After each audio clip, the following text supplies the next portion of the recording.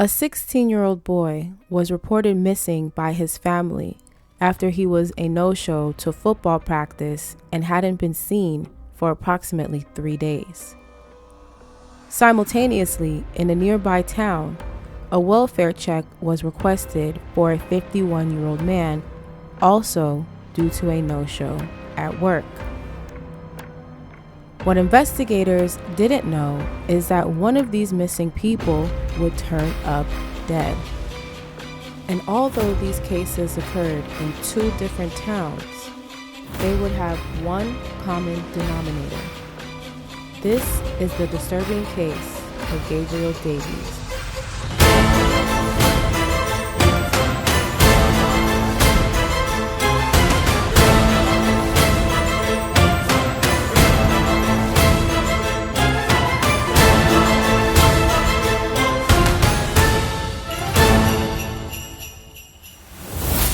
Hey Boujee True Crimer, and welcome back to another episode of Evil Strikes.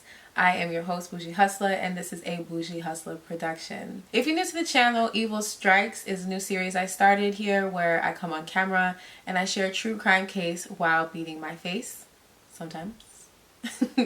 So you might as well join the rest of us and subscribe to the channel. Get cozy because there are plenty more cases on the way.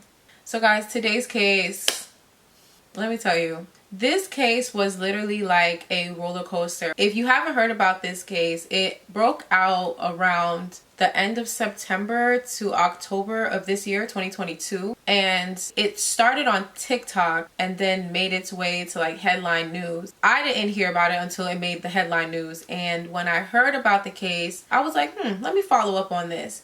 And when I tell you, it literally took a complete left.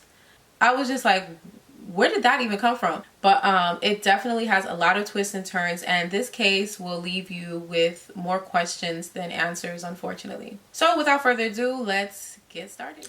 So Gabriel's case takes place in Washington State's capital of Olympia, which is a pretty small town, to be honest. But it is about 60 miles away from the more commonly known city of Seattle. Olympia is the 22nd largest city in Washington State, and it is home to approximately 50,000 residents, including the Davies family. Famous landmarks include Capitol State Forest, Percival Landing, and Priest Point Park.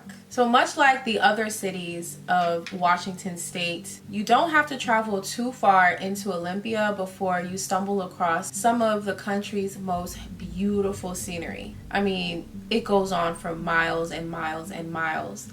Think of it like a postcard, but in real life. It's safe to say that Washington State is truly made for the outdoor enthusiasts.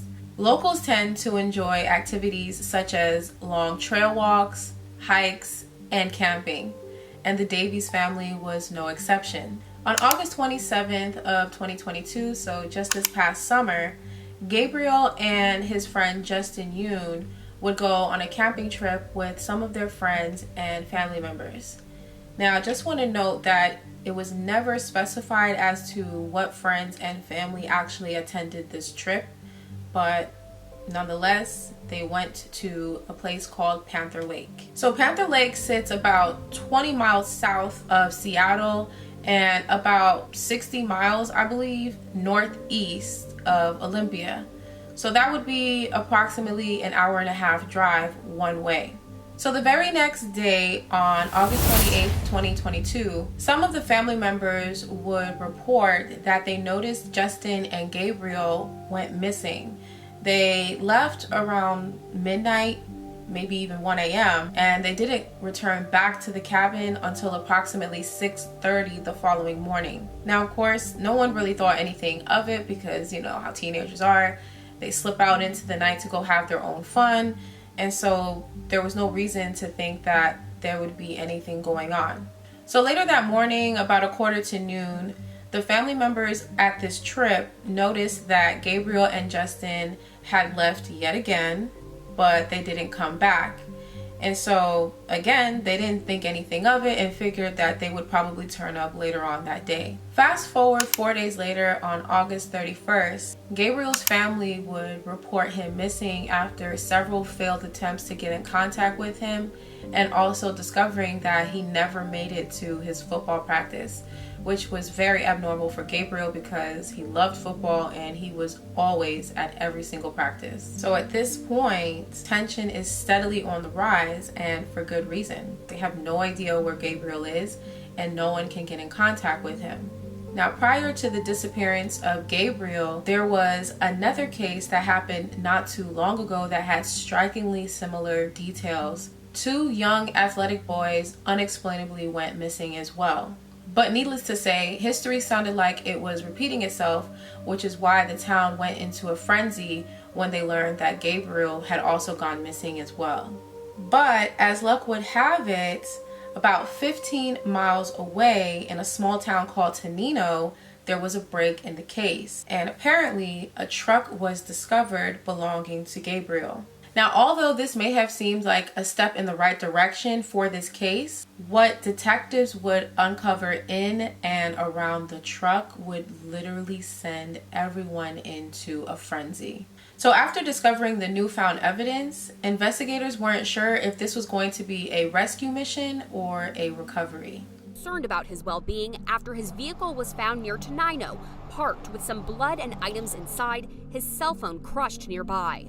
Either way, they had a rocky road ahead of them, and little did they know just how much rockier it was about to get.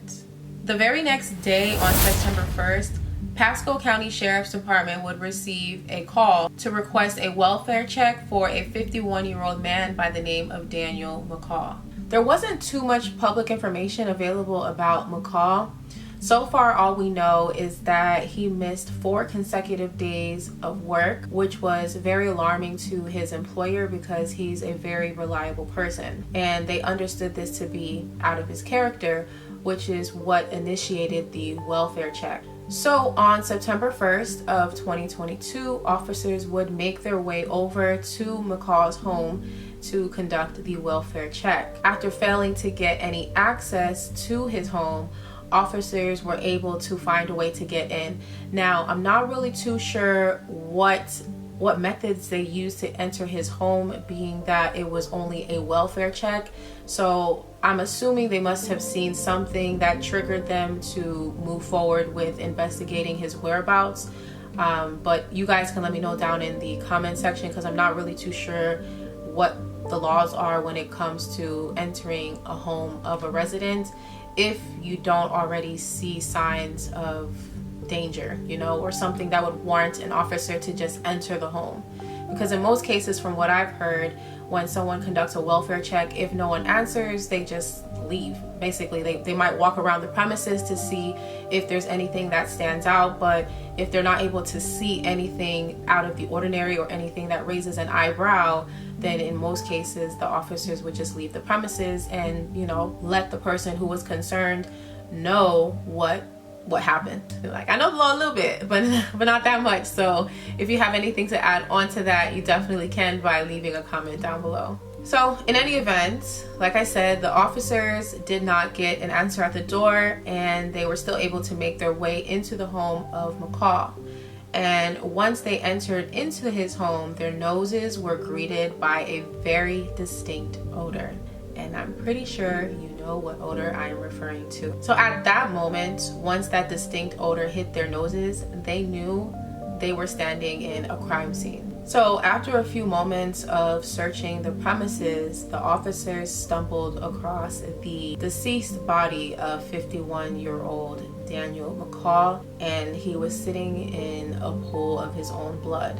And he was said to be found in the vicinity of his laundry room. Now, initially they believed that McCall may have taken his own life, but then that theory was quickly debunked when they noticed that whatever weapons would have or could have been used were not on site with his body. So it was later reported that the direct cause of his demise was related to gunshot wounds to his head and chest, and then he also had stab wounds to the abdominal area. In addition to the discovery of McCall's body, police would also uncover surveillance footage of what appeared to be two individuals breaking into his home on the night of his murder.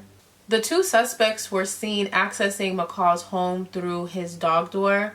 If you're unfamiliar with what that is, it's basically your regular standard door where you can enter and leave your home as necessary. And on that door at the very bottom is where you have like a little cutout hole, and it normally has like a little flap where your pet animals can leave and enter back into the house whenever necessary.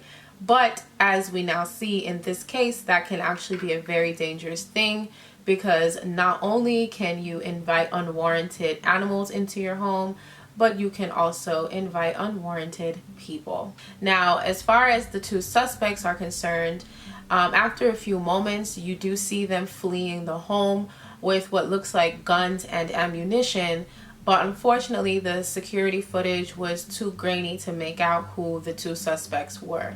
So guys, there's a lot going on in the case, right? Like it's wild, but there's more. There's more. So September 1st seemed to be full of darkness, but there seemed to be a little bit of light at the end of the tunnel. Near to Nino on Tilly Road, they would find a young teenage boy that appeared to be Gabriel in somewhat bad condition, if you could even call it that. So Gabriel was spotted relatively close to where authorities had discovered his vehicle.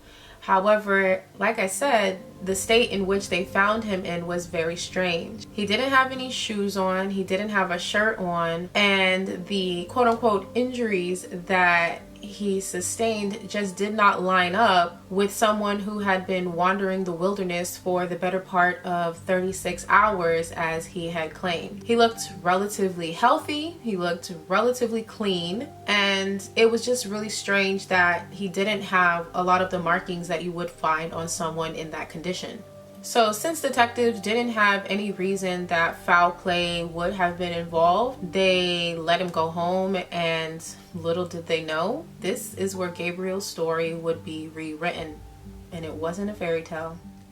Now, in most instances, whenever new information is uncovered, we expect it to provide some sort of clarity or a sense of direction as to where to go or what to do. But in this bizarre case of Gabriel Davies, it seems like the more tips and information that investigators would come across, the more confusing the case would become, and the more questions people would have. That is, until police decided to do another round of interviews and make their way back to Daniel McCall's employer. And when they interviewed them for the second time, they would learn something that would point the finger to a very unsuspecting individual. So this is where things in the story escalate. Then they escalate fast, real fast. So authorities would make their way back over to Daniel McCall's employer, and when they go over there, they drop this tea. And so investigators are now thinking like, so that other case is actually a part of this case. And this is what they told them. So apparently Daniel McCall worked with a woman named Amanda Olafson, who just so happens to be his ex-fiance, and they just broke up 2 to 4 weeks before his passing. So now they're listening, and the brows, they're getting raised, because now we've got ourselves a suspect and a motive, right? Could have been a bitter, nasty breakup, which it actually was. They did confirm that they ended things on bad terms. Now, although this definitely was a good lead for investigators, it wasn't really anything, how should you say, out of the ordinary, because there are plenty of cases where ex-lovers work together in the same work environment, right? Even if it's not on the best of terms. So after they get this information, investigators, they're taking this all in, but it's what they said next that literally blew their tops off, okay? So then they go on to confirm that Amanda is not only his co-worker, not only his ex-fiance, but Amanda also has a son. And her son, her other child, and Daniel all live together under one roof. And the four of them lived together under the same roof until said breakup. So they all had to pack it up and leave, which I'm sure didn't sit too well with Amanda or the kids. Now, that son would be the same missing teen in Olympia, aka Gabriel Davies. Now we're getting somewhere, right? We're getting somewhere. Investigators just found their common denominator.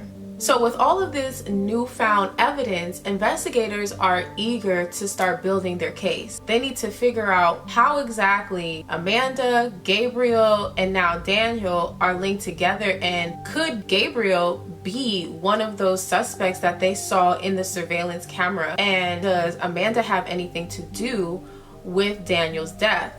But while they're trying to figure out how everything makes sense, they would get yet another tip, and it would come from a very unsuspecting source. So on September 2nd, told y'all, every day it's something new, every day.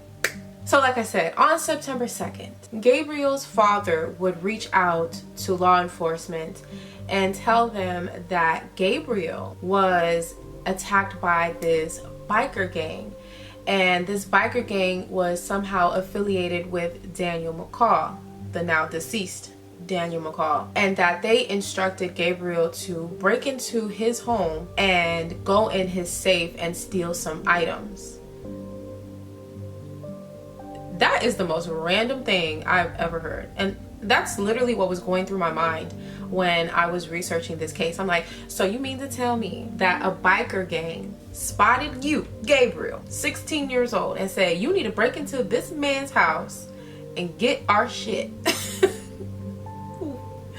That don't even sound right. And so, based on what now sounds like an unofficial confession, investigators are left to assume that the two assailants in the surveillance camera would be none other than Gabriel Davies and his friend Justin Yoon, placing them at the scene of the crime. And as we know from earlier in the story, this would be during the window of opportunity in which Daniel McCall was murdered. I kind of want a little bit more mascara, so I'm gonna go ahead and give myself a little bit more. So Gabriel's father claimed that this biker gang roughed him up previously, and that the blood that they found in Gabriel's car the day that he went missing is suspected to be from the altercation of Gabriel and this gang. And then Gabriel's dad says that this biker gang took his shirt and his shoes.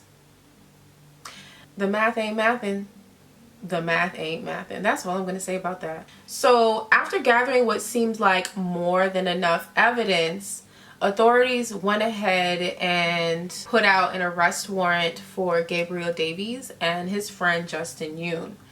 And both suspects were hit with numerous charges, including first-degree murder, and because of the severity of the crime committed, they would be tried as adults. So I don't know if they thought that, you know, they get a little slap on the wrist, maybe a little juvie detention center until they're 18. No, sweetie, this is grown man business. You're about to be charged as a full adult. And at the time that I wrote this article, which was like mid-October, they were being held on a $1 million bond. It is, but what was simple today was a judge setting bail at $1 million. Prosecutors had argued that the teens were both a flight risk in this situation. One prosecutor arguing in court that, quote, Gabriel Davies had already staged a disappearance last week. For purposes of arraignment, I'll set bail at $1 million. Attorneys for Gabriel Davies and Justin Yoon entered not guilty pleas as they listened to the charges of murder 1 and 2 read against them. Is that your correct date of birth on the charging document? You are Gabriel Michael Davies, is that correct? Deputies said they found the victim dead with gunshot and stab wounds in his Ording home Thursday after coworkers hadn't seen him in around 4 days. We had information about possible suspects on Thursday morning. but we needed to continue to work on processing the scene. Before the victim was found, this was the picture that launched days of frantic searching for Gabriel Davies. The Thurston County Sheriff's Office said at that time he was an Olympia High School athlete that had disappeared under suspicious circumstances. Prosecutors citing that in court. There's a concern for a flight risk. Court documents state his truck was found on Tilley Road South with blood on the steering wheel and the driver's door panel. He was found the following day, and he and Justin were arrested Friday. In terms of additional conditions, that there would be no contact with family members, standard conditions of no possession, use or possession of firearms, no contact with this co-defendant. Court documents also state that Gabe's father called law enforcement and told them that he was involved in the victim's death, saying his son was approached by the victim's biker buddies to steal something from the victim's residence. They threatened his son with harm if he didn't do it. He went on to say Gabriel Davies then confided in Justin Yoon, and the two of them developed a plot to steal the item from a safe. The two went to the victim's house and snuck in through the doggy door. His son, he said, knew where the victim's gun was kept and said that when the victim came into the house, Justin ran after him and stabbed him. He said then Gabe said he heard a gunshot and he went out into the garage to get the item out of the safe when he heard a second gunshot. Of concern for the state in this is the level of planning that was exhibited by the defendant and his co-defendant. Documents also state that Davies' father said his son claimed the victim's biker buddies followed him Wednesday and pulled him out of his vehicle on Tilley Road, and the blood in his truck was from the bikers smashing his face against the interior. The defendant staged his disappearance after the crime. We know that he made attempts to conceal evidence. He did come forward after his arrest and did show law enforcement the location of guns and knives. But I think overall his actions are of concern. Now, I know y'all have questions because, listen, I have a ton of questions, okay? And I want you guys to put your questions down in the description box because I'm just so confused. I'm really confused.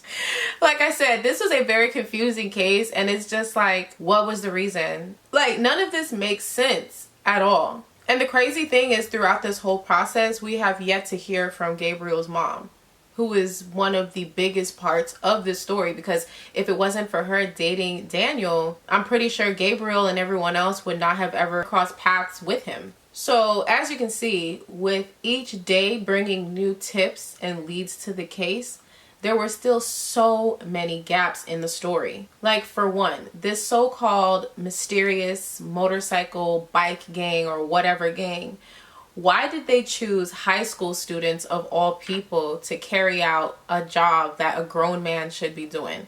Why didn't they just hire a hitman if that's what they wanted to do to Daniel, right? Why did they choose incompetent first-timer high school students to go and rob this man and potentially kill him? Like, that makes absolutely no sense. And what exactly were they supposed to be looking for in Daniel's home, and why were they supposed to steal it? Next question. Was Daniel really affiliated with this motorcycle gang? What's the name of the gang?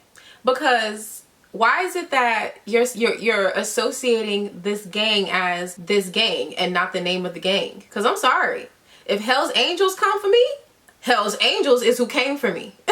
You get what I'm saying? So why is it that there isn't a name being associated with this so-called gang? Every motorcycle gang has a name. They don't just go around saying, oh, we're just the motorcycle gang.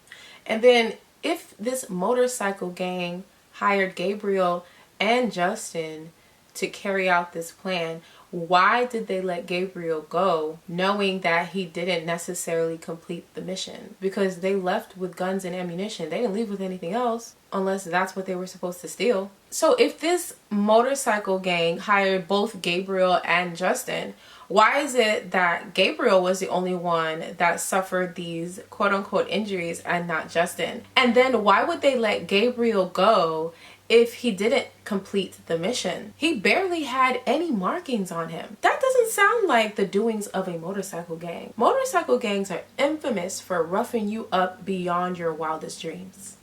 Okay? They don't just let you go. Now, I don't know if it's just me, but does it sound like Gabriel's father sounds desperate to get Gabriel off the hook? Obviously, he believes Gabriel has to be guilty to some extent because he did call and confess that Gabriel did it, but for good reason, right? But the most important question for me is, where's Gabriel's mom and why hasn't she made any public statement? She's one of the most important factors in this whole ordeal because she was dating the man. Did she have something to do with his death? Did she put her own son up to this? And what happened in their relationship for it to end so horribly? And the reason that they broke up, did that have anything to do with his death? My last and final question is, how come Gabriel is taking all the heat when clearly there were two suspects? So why isn't Justin's name being put in circulation as well? But like I said, you guys, this story was going to leave you with more questions than answers, and hopefully in the near future we'll be able to get those answers so that we can get justice for Daniel McCall. I'm pretty sure y'all have a lot of questions as well, and I want to hear what they are down in the, I was gonna say description box, what is it? Comment section. It's been a long day. So yeah, so leave your comments down in the comment section, and if you have a case that you would like me to cover, there is a link in my description box. You just click on it and it takes you to a Google form for you to fill out, and I will review your request, and if I choose to cover it, then you'll see it pop up on my channel. So with that being said, don't forget to subscribe if you haven't already. Share, and like, and I will see you on the next episode of Evil Strikes. I'm sitting on my laptop getting my script together, and I happen to look up, and do y'all see the flawlessness of my lace? I just had to take a second to give me my flowers, please. Give me my flowers. What? I'm getting so good at installing my own wigs. I'm so impressed. Anyways, that's all I had to say.